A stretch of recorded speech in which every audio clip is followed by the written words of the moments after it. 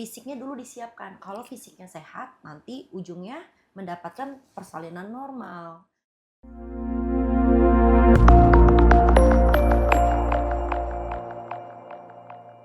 Halo Bimam, selamat datang di podcast Bemo Mio bersama Bidan, persembahan spesial dari Bemo Mio sebagai teman wanita dalam memenuhi nutrisi kehamilan. Halo Moms and Dads yang ada di rumah, kembali lagi nih bersama dengan saya Prisa, tentunya kita lagi ada di segmen kedua gitu ya. Nah, untuk Moms and Dads yang ada di rumah, ini kita akan membahas apa sih di podcast kali ini? Kita akan membahas terkait dengan dampak negatif dari kehamilan tua. Nah, sebelumnya karena kita ada di podcast, segmen yang kedua, kita harus, moms and dads yang ada di rumah harus nonton dulu video yang ada di segmen pertama. Untuk videonya nanti akan ada di description box. Nah, sebelumnya kalau misalnya di sini moms and dads yang belum tahu Bemomio itu apa sih? Bemomio ini merupakan madu herbal alami yang 100% terbuat dari bahan alami, sudah halal dan juga sudah BPOM. Nah, Bemomio ini diformulasikan khusus untuk meningkatkan peluang kehamilan serta juga menjaga kesehatan ibu dan janin. Kenapa? Karena Bemomio ini bermanfaat dalam meningkatkan kesuburan, mempersiapkan nutrisi sebelum menikah, dan juga menjaga kesehatan selama masa kehamilan. Untuk moms and dads yang ada di rumah, kalau misalnya mau tahu informasi seputar Bemomio, bisa banget langsung follow sosial media Bemomio yang ada di bawah sini. Oke, halo moms and dads yang ada di rumah, kita masih lanjut ya bersama dengan Bidan Kinanti. Hai, masih Masih lanjut. lanjut, masih semangat ya Bu Bidan ya? Semangat Semangat dong. terus. Nah, tadi udah Prisa bilang ya kalau misalnya moms and dads di rumah belum nonton segmen 1 harus banget nonton. Linknya ada di description box. Kenapa? Karena tadi kan kita udah bahas ya Bu Bidan ya, Iya. kasus nenek tua yang di Cina itu melahirkan di usia 67 tahun. Kita udah membahas tuntas nih, apa aja resikonya, kenapa itu bisa terjadi dan apa sih tipsnya itu sudah dijelaskan oleh Bu Bidan. Nah, kita di sini akan membahas terkait dengan dampak lebih detail lagi nih, lebih dalam lagi nih Bu Bidan ya. Mungkin nanti juga di akhir podcast ini kita akan melihat Bu Bidan tuh perannya seperti apa nih untuk menanggapi kasus ini. Oke Bu Bidan, kita langsung aja ya Bu Bidan ya. Lanjut. Lanjut nih. Nah, tadi kan udah kita bahas persiapan kondisi-kondisi yang akan kemungkinan terjadi pada saat kehamilan tua, baik itu dari fisiknya maupun mentalnya gitu ya. Nah, kira-kira bagaimana sih Bu Bidan kesiapan fisik yang harus dijalani gitu oleh moms and dads yang ada di rumah pada saat kehamilan tua? Ah, Tentunya kan dampak negatifnya kan udah ada banyak banget ya. Nah, iya. kalau misalnya nggak melakukan hal itu, apa sih dampaknya? Seperti itu. Mungkin bisa dijelaskan Bu Bidan? Oke. Jadi, pastinya kalau udah di hamil tua itu trimester 3 Betul. ya, itu yang dibutuhkan adalah persiapan-persiapan menjelang persalinan. Hmm. Dalam keadaan fisik yang sehat, mental yang sehat, Ya. ya kan? Nah, tapi jangan difokuskan dulu nih, itu finish akhir ya, itu Hmm. finish akhir. Mm-mm. Bisa melahirkan normal atau tidak, itu finish akhir. Yang penting Oke. kita siapkan dulu fisik kita. Karena di Hmm. TM3 itu adalah trimester memuncak. Mm-mm. Memuncak dari segala komplikasi yang ada. Oke. TM1, TM2 aman, TM3 DM tiba-tiba, Hmm. NC, terus banyak komplikasi lainnya, entah Oke. itu dari DJJ yang tinggi, Hmm. nggak pernah nih DJJ janinnya sampai 170, tiba-tiba kok, nah itu. Naik. Jadi jangan selalu dipikirkan bisa nggak bubit melahirkan normal, itu nanti finishnya. Jadi fisiknya dulu disiapkan, kalau fisiknya sehat, nanti ujungnya mendapatkan persalinan normal, persalinan yang diinginkan semua ibu gitu kan. Jadi persiapan pertama adalah olahraga.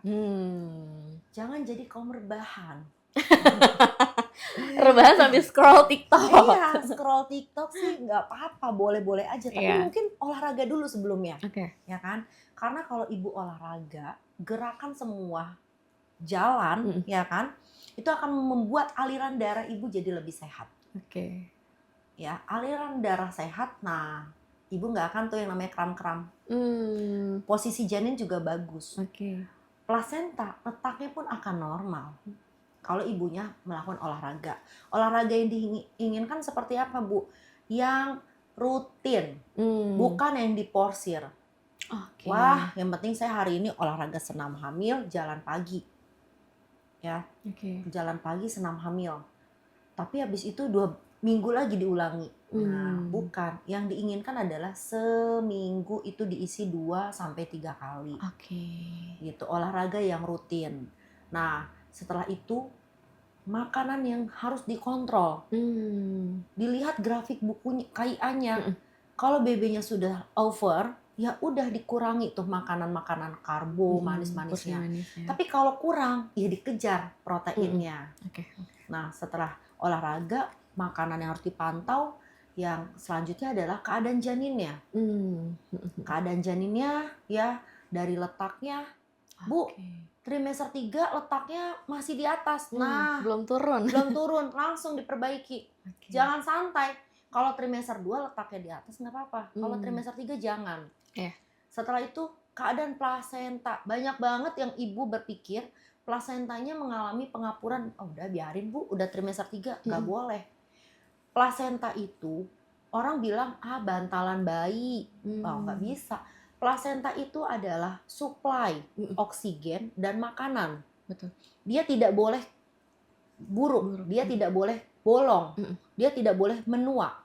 Karena kalau plasentanya rusak, supply janin ke janinnya tidak maksimal, entah oksigen, entah makanan. Makanya banyak banget trimester 3 tiba-tiba ibu nggak merasakan gerakan, dibawa ke dokter, udah IUFD, intrauteri fetal death, kematian pada janin. Jadi plasentanya tidak boleh mengalami pengapuran, ya kan, kerusakan. Setelah itu yang dipantau lagi apa? Air ketuban. Ya banyak banget ibu yang tidak bisa merasakan ketubannya rembes karena di trimester 3 volume BAK meningkat. Mereka memikirkan itu BAK biasa, pipis biasa, padahal bercampur sama ketuban. Makanya Bu Ibu kalau check out ya, jangan check out baju. Kalau menurut aku penting punya kertas lakmus. Penting. Bukan ibu, itu kan tugas bidan, itu kan peran bidan. Saya nggak sekolah, nggak perlu. Ibu tinggal beli kertas lakmus. Kalau ibu ngerasa pipisnya kok lebih dari 6 kali, ya padahal minum nggak terlalu banyak, cek. Apakah ada ketuban di situ ya? Masukin ke MISPI kertas lakmus, gampang menggunakan. Kalau berubah, langsung ke bidan. Karena banyak banget, Bu, air ketubannya udah mulai habis. Enggak dok, enggak Bu. Saya nggak pernah pecah ketubannya, padahal di pipisnya itu yang terlalu sering. Gitu. Itu yang harus diatasi dan dijaga gitu. Wah. Dan yang terakhir yang tidak kalah penting, dukungan emosional. Nah, tuh. Mentalnya ya Bu Bidan. Jadi banyak banget ternyata yang saya lihat ya, mungkin karena ekonomi ataupun karena kesibukan atau apa. Faktor-faktornya. Di trimester 3 malah banyak yang LDM sama suami. Makanya Bu Bit kalau bikin konten, aku kalau bikin konten tentang LDM di trimester 3, wah itu langsung udah rame. Viral langsung nggak terima. Ya ibu kan nggak tahu ini lagi LDM gini-gini. Sebenarnya LDM itu bukan jadi hambatan ya. Ketika ibu di trimester 3 LDM sama suami, nah dukungan itu harus dijalankan, bonding attachment-nya, diskusi, periksa ke bidan, ke dokter, ada hasil diskusikan ke suami. Pah, aku kayak gini. Jangan semua ditelan sendiri. Akhirnya terjadilah baby blues sebelum melahirkan. Banyak. Bahkan sebelumnya. Sebelum. Baby blues itu kan setelah melahirkan. Ini sebelum. Di trimester 3 sudah baby blues. Banyak. Dampaknya apa? Dampaknya nanti berujung dengan persalinannya. Akhirnya dia overthinking. Akhirnya dia nggak percaya. Akhirnya yang harusnya 37 belum ada kontraksi dia udah overthinking. Udah duluan. Dia udah duluan. Dia udah panik. Gitu. Wah ini sangat menarik ya Bu Bidan ya, dari fisik dan juga mental harus dijaga ya. Iya, harus balance ya. Iya. Gak bisa fisiknya aja yang dijaga tapi dukungan emosionalnya nggak ada. Itu nggak bisa. Itu dukungan emosional itu mempengaruhi sekali. Iya, betul sekali. Wah itu ya mau sendes ya, dari mulai fisik, olahraga, pola makan ya kan, terus juga cek ke dalam plasentanya gitu ya. Air ketubannya jangan sampai duluan. Soalnya gitu gini, mereka yang trimester 3 itu kalau kontrol ke dokter yang ditanya pertama, jenis kelaminnya masih sama dok? Nah, yang pertama. Berarti lebih mementingkan. Iya, yang kedua gini, HPL-nya kapan dok? Sedangkan maaf ya, catatan buat kalian semua. Kalau sudah trimester 3, jangan tanyakan HPL. Semakin bertambah BBJ, semakin berbeda. Lalu saya kapan menanyakan HPL? Di TM1. Oh justru TM1. Iya. HPL paling akurat TM1. Kalau TM3, wah kemarin minggu kemarin periksa Juni. Kok sekarang 2 minggu lagi periksa udah Juli, Dok? Iya. Karena semakin bertambah akan semakin berbeda. Dan dokter pun menggunakan HPL di TM1. Jadi kalau udah TM3 tuh tanyanya tuh plasentanya gimana, air ketubannya gimana. Lebih ke kondisi dalam janinnya Iya. ya, bukan. Karena kalau datang langsung jenis kelaminnya gimana, Dok? Masih sama enggak? Nggak usah ditanyakan. Mungkin karena udah beli baju kayaknya ini ya Bu Bidan ya. Iya, Takut salah. Salah. Oke, nah itu dia ya Mom Sandas di rumah ya, harus diperhatikan.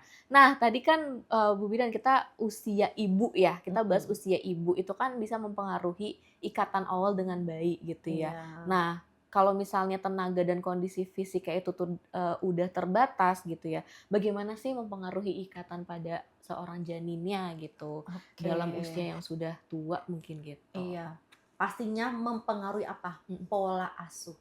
Pola asuh. Pola asuh, Iya, pasti. Akhirnya pola asuh yang pertama kali apa?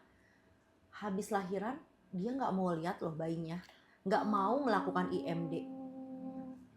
Coba dilihat, IMD berhasil rata-rata mereka yang usianya di bawah 35. Bu, IMD ya Bu. Ini ibunya usianya 42. Aduh, sufor aja, sufor. Karena tenaganya Iya, karena dia udah lelah. Melahirkan itu seperti lari maraton 40 kilo. Bahkan ada yang lebih dari itu. Habis melahirkan banyak banget loh. Kemarin juga viral juga nih konten aku. Habis melahirkan dia nggak mau melihat bayinya, dia pengen tidur. Bu Bid, kok nggak boleh sih Bu Bidan? Gimana sih Bidan Kinanti pasiennya habis lahiran nggak boleh tidur? Oh tentu nggak boleh. Habis melahirkan 2 jam, 3 jam itu ibu dilarang tidur. Karena apa? Pendarahan postpartum bisa kecolongan. Bu, boleh ya Bu tidur? Nggak boleh. Kita kiranya dia tidur. Ternyata kesadarannya menurun. Iya.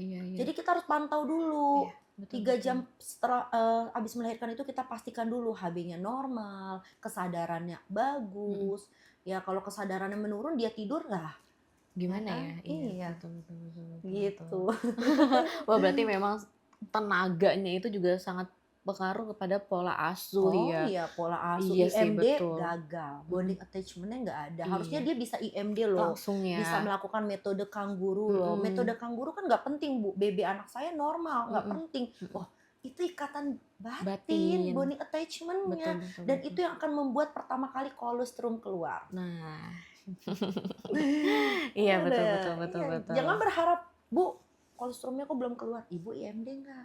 Enggak, soalnya tadi saya ngantuk. Nah, capek ya. Capek kan. Jadi memang siapin kehamilan persalinan itu usia itu memang sangat mempengaruhi semuanya. Betul. Wah itu ya terutama tadi ya pola asuh ya. Pola asuh. Jangan hanya memikirkan pada saat kehamilan terjadi dan persalinan sudah selesai udah begitu aja ya Bu Bidan. Jadi kemarin kan banyak banget yang pengen sampaikan konten aku masuk ya ke media TV sampai Bu Bidan komen dong.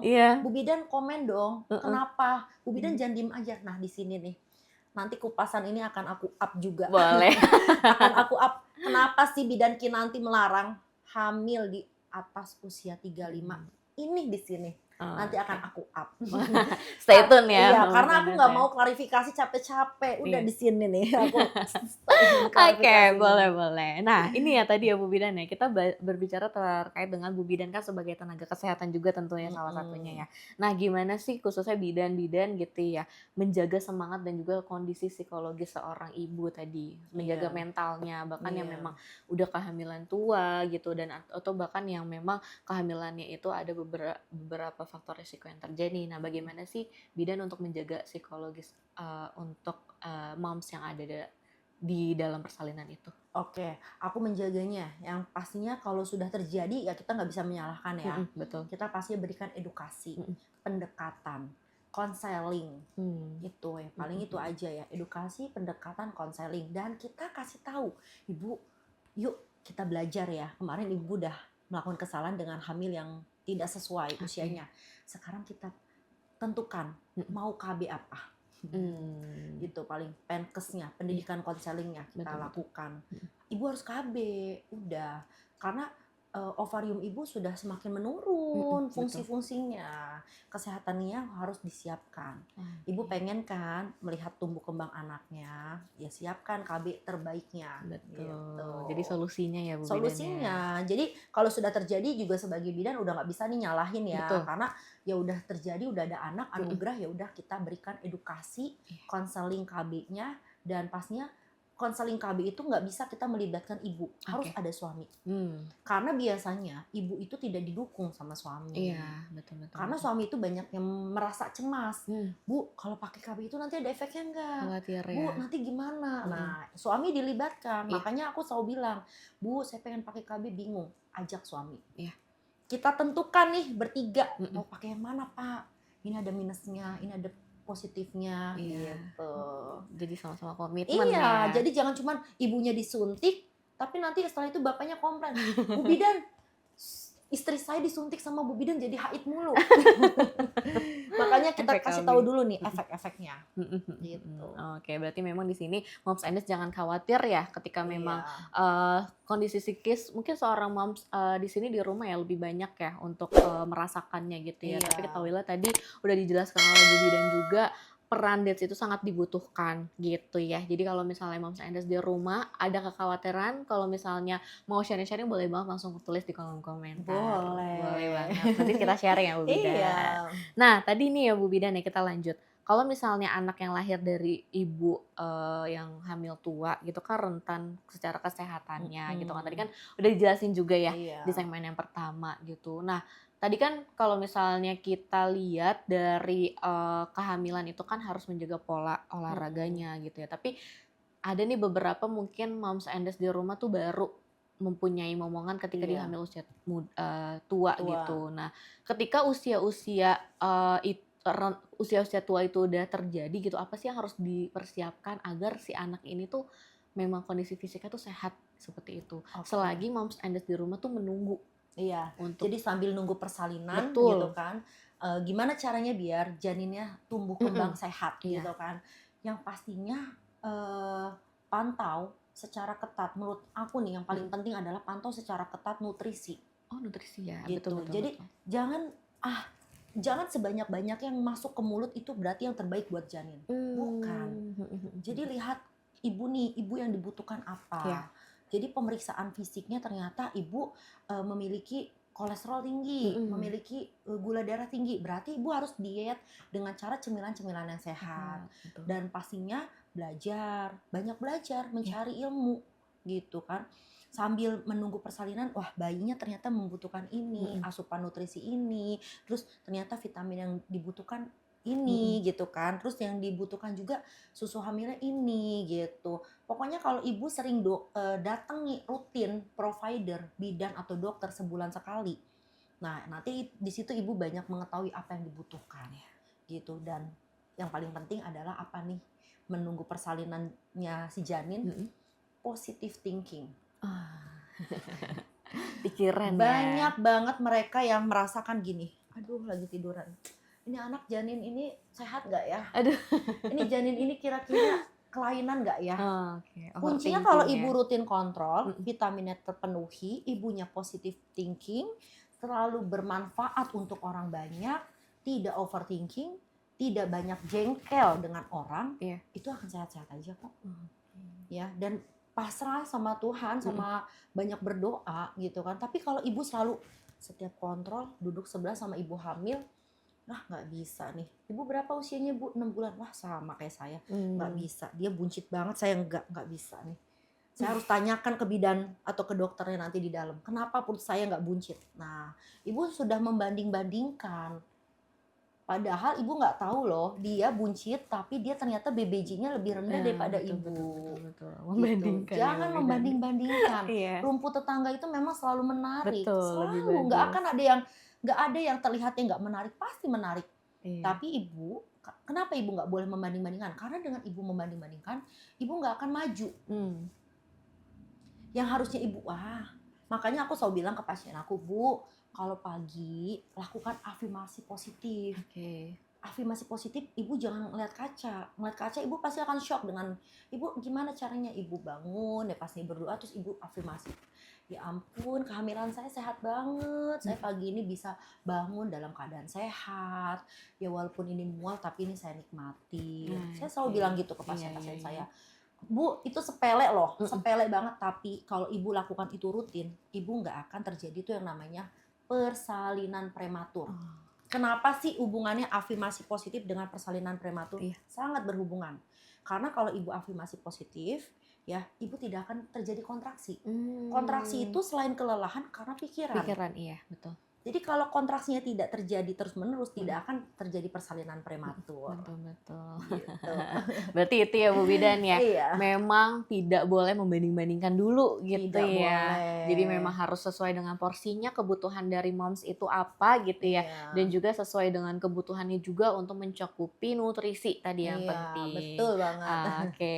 Nah tadi kan kita udah bahas batas usia ya Bu Iya, Bidan ya di aduh. segmen pertama Batas ya. usia nih Batas kan. usia gitu kan. Nah gimana nih, kan tadi kan mungkin ada dari Bu Bidan itu dianjurkan di bawah 35 tahun. Iya. Gitu ya.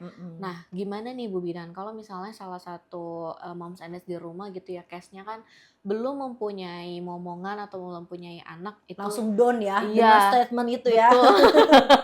Langsung dibully tuh bidan siapa itu ya. Kayak nggak Gitu. terima banget ya. Iya, nah gimana nih Bu Bidan? Apa sih yang memang apakah ya udah nggak apa-apa, tapi harus mempersiapkan kondisi fisik secara maksimal atau gimana nih menurut Bidan? Oke, ini artinya dia baru pengen punya anak ataupun lagi hamil tapi udah telanjur Iya, usia tua betul. gitu kan maksudnya ya. Jadi sebenarnya gini, teori yang bidan nanti sampaikan harus di bawah 35 itu mereka yang sudah memiliki anak lebih dari 2. Oke. Ya, klarifikasi di sini. Iya. Mereka yang sudah Disclaimer. memiliki anak lebih dari 2, yuk kita selamatkan mental dan fisik kita. Kalau anaknya sudah lebih dari 2, sudah cukup. Jenis kelamin cewek cowok itu sama aja, gitu kan. Tapi ini untuk mereka yang baru pertama kali hamil, yang pastinya ya sudah. Ya pastinya kan kita nggak ada yang semua hidup itu pengennya tertata ya. Iya, betul. Di bawah 35 sudah punya anak lebih dari 2, tapi ternyata keadaan berbeda gitu kan. Ya sudah diterima dengan catatan bukan dijadikan overthinking, tapi diterima dengan hal positive thinking. Artinya mencari informasi secara akurat. Jangan udah ibunya hamil di usia 36 yang ditonton yang tidak akurat. Ya misalkan konten ataupun video yang seliweran. Jadi bikin ibu overthinking. Selain itu juga ibu banyak tanyakan konseling ke konseling provider yang seperti bidan, dokter, ataupun misalkan sekedar datangi posyandu.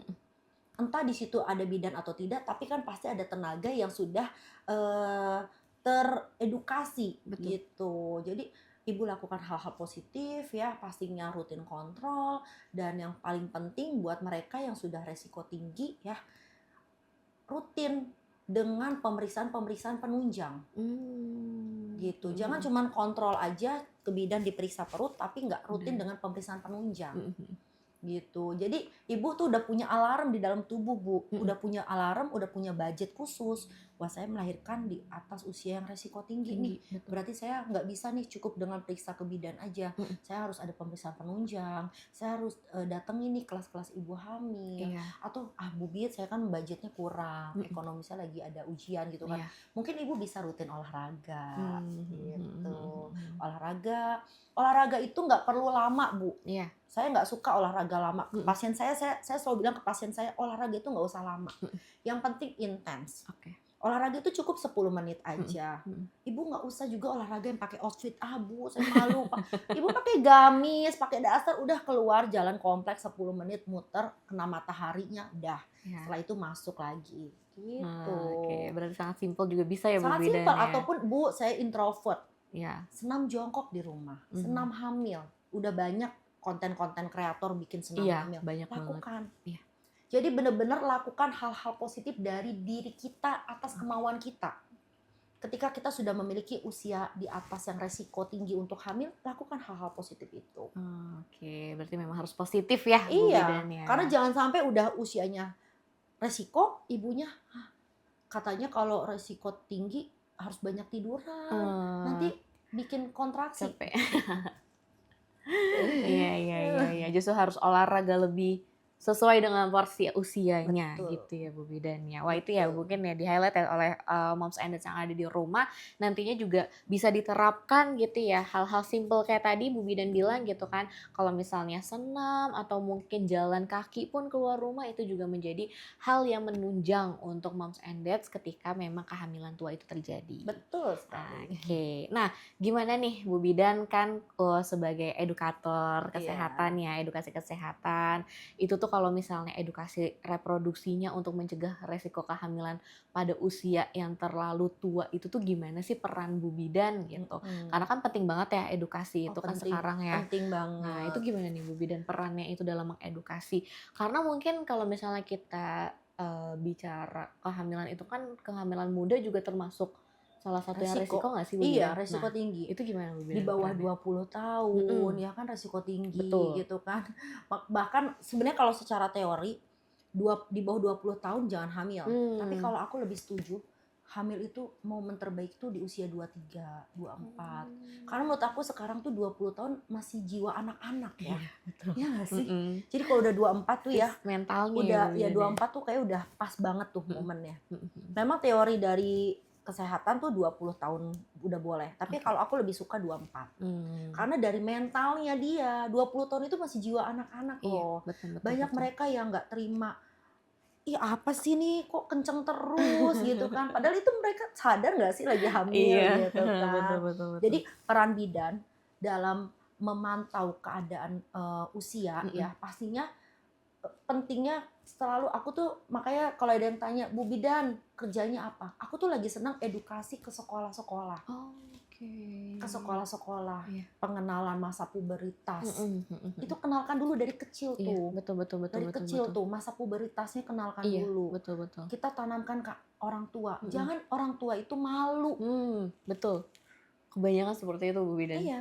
Aku tuh lagi fokus pokoknya aku lagi pengen banget aku lagi pengen meninggalkan dunia jahit-jahit dulu. Iya. Aku lagi pengen banget siapkan mental usia. Jadi jangan malu untuk membahas puberitas dengan anak. Betul. Kenalkan personal space yang tidak boleh dipegang sama orang dewasa. Ya, dan kasih tahu ketika anaknya sudah SMA pun, Nak, bukan sekedar Nak, kejar cita-cita setinggi mungkin bukan. Nak, kamu kalau haid cara membersihkannya seperti apa? Kalau nggak bersih nanti gimana? Kalau kamu perutnya sakit bilang sama bunda. Dan kamu usahakan Nak hamil nanti di atas 21. Kenapa? Jelaskan. Anak usia 17 tahun nggak apa-apa dijelaskan. Jangan, Bu, itu kan mengajarkan. Enggak, jelaskan loh dampaknya apa. Aku setuju banget sama mereka yang open ke anaknya. Karena jangan sampai, maaf ya, jangan sampai anak mencari informasi di luar. Gitu. Dan jelaskan juga ketika anaknya sudah 21 tahun, masih asik kerja, jelaskan, Nak, kamu kapan mau nikah? Kenapa sih Bunda pengen suruh nikah? Karena reproduksi kamu udah bagus. Apalagi kalau udah anaknya kelihatannya usianya udah 29, masih asik kerja nih. Bisikin, Nak, 35 udah ini loh Nak, harus udah punya anak usia. Nggak apa-apa sekarang masih kerja, tapi hati-hati ya Nak. Itu dijelaskan. Jadi peran orang tua itu, bidan itu malah harus melakukan pendekatan ke orang tua. Gitu. Mereka itu berpikir gini, bidan itu menerima kalau udah hamil aja. Enggak. Makanya aku selalu bilang gini, Bu Bit bisa nggak isi konseling di sekolah? Oh bisa. Aku malah seneng banget. Karena dari situ yang akan menjadikan nanti mereka punya anak yang bisa mempersiapkan kehamilan lebih matang. Iya, betul sekali. Gitu. Oke, berarti ini sangat relate banget ya untuk moms and dads juga mungkin ada yang membutuhkan juga edukasi yang mungkin yang tadi juga Bu Bidan sampaikan tuh benar sih Bu Bidan. Kadang kita tuh umur 20 tuh masih belum tahu reproduksi, persoalan reproduksi belum tahu. Padahal kan itu kan wajib tahu ya. Usia kehamilan yang aman tuh berapa. Oh, ternyata ketika udah usia 30 tuh udah harus waspada kalau belum menikah karena kan reproduksinya itu kan fungsinya akan menurun gitu ya. Nah, itu juga salah satu. Dan menariknya gini loh. Kenapa 30? Karena gini loh, ada juga kayak aku sendiri ya, aku juga seorang bidan agak takut sama KB gitu kan. Jadi begitu aku 31 aku udah punya anak 3, aku merasakan sendiri loh. Jadi memang pentingnya usia itu untuk persiapan kehamilan dan jarak. Oke, Jarak kehamilan. Jarak kehamilan itu penting banget. Betul. Karena aku sendiri merasakan ketika padahal aku udah ngerasa jarak anakku profesional ya, udah jaraknya 4 tahun itu udah bagus gitu. Tapi ternyata emang penting kita tuh punya anak tuh, pantesan pemerintah itu menganjurkan hanya 2 anak. Karena jarak anak itu lebih baik itu di 5 tahun. Imunitas itu aku tuh pas anak ketiga itu ya Kak, padahal aku ngerasa jaraknya udah 4 tahun, tapi tangan aku ya ampun kayak autoimun. Padahal aku sebelumnya nggak ada apa-apa. Itu jadi dampak-dampak penyakit yang di luar nalar itu kita nggak ada yang tahu. Sekelas seorang bidan pun nggak ada yang tahu. Nggak ada yang tahu. Dan akhirnya ternyata udah beneran aku udah nggak boleh punya anak lagi. Gitu. Jadi tiba-tiba kok padahal selalu rutin minum vitamin E ataupun menggunakan pelembab, tapi kenapa ya setiap bulan tuh pasti muncul bisik kayak sisik-sisik gitu. Ternyata setelah menjaga jarak kehamilan ini menghilang. Jadi penting usia itu bukan hanya untuk lihat kehamilan tapi jaraknya juga. Jarak kehamilan. Jadi pendekatan bidan itu konseling antara door to door ya, lebih tepatnya ya, door to door. Jadi kalau ada ibu yang, "Bu mau suntik Bu, anakku udah 16 tahun aku mau suntik." Ibu sini saya suntik, tapi saya mau kasih edukasi ibu buat anak ibu yang 16 tahun ini. Gitu. Sekalian ya sekalian. Masya Allah banget. Itu ya Moms and Dad di rumah ya, bahwa tadi ya usia itu juga tidak hanya mempengaruhi pada saat persalinan aja gitu kan ya. Bahwasannya juga usia itu kan sangat amat mempengaruhi juga dari sisi psikologisnya juga gitu ya Bu Bidan ya. Nah ini gak kerasa nih Bu Bidan, kita udah pertanyaan terakhir. Ya. Gak kerasa ya kita udah seru kalau banget. Kalau ngobrol itu emang ini ya. Iya apalagi yang ada kasus yang udah Bu Bidan viral kan. Nah kadang di sini kan banyak Moms and Dads di rumah kan merasa terlambat hamil gitu ya, apalagi kan para pejuang-pejuang hebat ya Moms ya. Kita di sini kan membersamai Moms yang ada di rumah mungkin belum mempunyai rezeki untuk memiliki si kecil gitu. Udah berusaha. Betul, semaksimalnya pasti kan akan ada usahanya ya dari Momsnya ya. Nah saran terbaik untuk Bu Bidan gitu agar tetap tenang dan persiapkan secara fisik maupun mental tuh apa sih? Yang pastinya saran terbaiknya adalah pertama berusaha. Berusaha itu artinya gini, berusaha itu bukan wah udah usaha, harus usaha terus nih, enggak. Berusaha itu komitmen sejalan dulu dengan suami. Misalkan beb yang kita usaha nih promil. Promil itu program suami istri, bukan istri aja. Betul. Suami harus dilibatkan. Karena kalau suami dilibatkan nanti tidak akan ada salah menyalahkan. Tidak akan ada salah menyalahkan. Jadi kalau sudah berusaha sejalan sama suami, ya setelah itu kita harus satu keyakinan. Apapun hasilnya ikhlas. Karena itu pengalaman dengan pasien saya, kebetulan ini teman saya juga. Jadi dia, beb, gue udah coba nih promil sampai bayi tabung gagal. Sekarang udah deh gue pengen promil sama lu yang lagi viral, kata dia gitu. Terus ya udahlah promil sama aku. Kenalkan masa subur, terus tapi aku bilang sebelum kita kenalkan masa subur, kita kenalkan vitamin-vitaminnya, mau nggak? Usahanya sama suami. Mau. Ya udah aku panggil sama suami, edukasi. Aku edukasinya bukan tentang minum apa enggak. Ini hasilnya kalau nanti nggak jadi jangan kecewa. Ya, ikhlas karena udah 9 tahun. Dan mau tahu nggak sih Kak, ini beneran deh, makanya kemarin aku up juga di konten aku. 1 bulan, cuman aku nggak ada kasih vitamin apa, cuman mengenalkan masa subur, terus dia langsung, beb telat, jangan test pack dulu. Karena udah sering telat, jangan test pack dulu, udah makan makanan dulu yang bergizi tinggi, terus habis itu gimana nih masih telat, USG. Aku nggak nyurut ini. Jadi kuncinya adalah buat mereka yang lagi mencoba berjuang dengan gardu garis 2-nya, usahanya ditekunkan, sejalan sama suami, dan ikhlas. Karena mau tahu gak sih, Tuhan ya Allah itu ngasih anak itu memang dalam keadaan siap dan ikhlas. Wah ini kayak udah siap nih, ini kayak orang udah cocok nih, udah ikhlas nih gitu. Dikasih ya. Iya dikasih. Karena mau kita coba seapapun, tapi kalau kita ngerasanya belum ikhlas, itu malah kadang Belum ya. Konten kreator ataupun edukasi dokter manapun, kalau kitanya masih banyak ngedumel, nggak ikhlas nggak. Iya, betul sekali. Gitu. Oke, Masya Allah sekali ya Bu Bidan ya. Iya. Wah itu ya Moms and Dads yang ada di rumah ya, bahwasannya selalu berusaha ya, Iya. tidak ada kata terlambat ya. Mungkin kalau misalnya Moms Dads udah berusaha, ayo lebih diikhlaskan lagi Iya. usahanya. Jadi kalau udah usaha, jangan tanya hasilnya kapan. Iya. Jadi kalau udah ke dokter, dok saya udah usaha nih 2 bulan. Jangan tanya, coba. Kalau udah usaha nggak boleh tanya hasilnya kapan. Nanti akan datang. Gitu. Oke, wah Masya Allah sekali Bu Bidan. Iya, Terima kasih ya banyak ampun, nih. sama-sama. Edukasinya sangat amat mendekat ya kepada Moms and Dads di rumah, mudah dimengerti juga, dan pastinya di sini Bidan Kinanti juga bersama Bemomio akan selalu memberikan edukasi ya. Iya. Tentunya ya, nantinya juga ada beberapa mungkin konten-konten Bu Bidan gitu ya yang menarik untuk para Moms and Dads di rumah, boleh banget langsung kunjungi aja dan follow ya. Dan juga jangan lupa follow Bemomio untuk informasi selanjutnya.